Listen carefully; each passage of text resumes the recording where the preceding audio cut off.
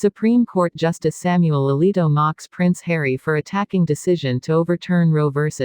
Wade and comparing it to Russia's invasion of Ukraine and blasts other foreign leaders. Supreme Court Justice Samuel Alito's remarks were his first public comments since he authored the decision to overturn Roe v. Wade. Alito, one of the court's 6 conservative justices, made the remarks at an event. Impulse came upon me, and I said to myself, "You're an American judge, and what business is it of yours to criticize decisions that are handed down by foreign courts?" I had a few second thoughts over the last few weeks since I had the honor this term of writing, I think, the only Supreme Court decision in the history of that institution that has been lambasted by a whole string of foreign leaders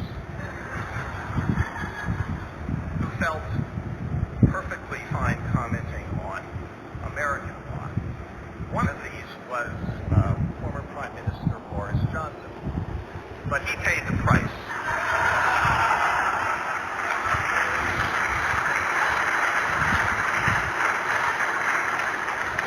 Post hoc ergo propter hoc, right?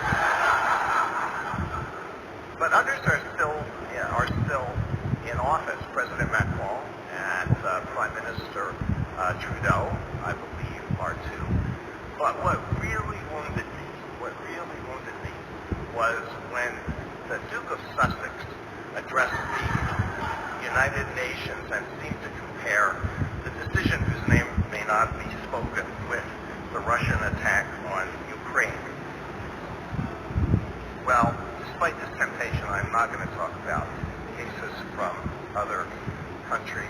All I am going to say is that ultimately, if we are going to win the battle to protect religious freedom in an increasingly secular society, we will need more than positive law.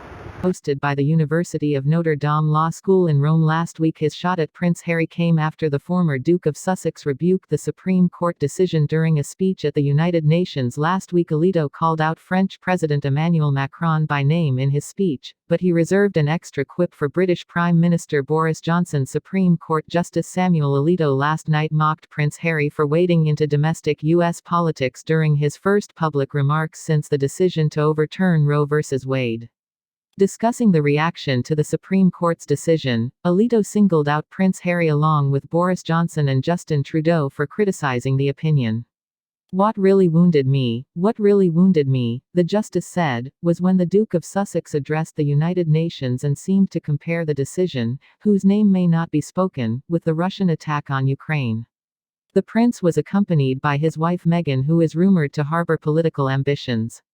The Duke of Sussex spoke to the General Assembly of the UN on July 18 for Nelson Mandela Day, where Harry waded into U.S. politics while describing a global assault on democracy and freedom.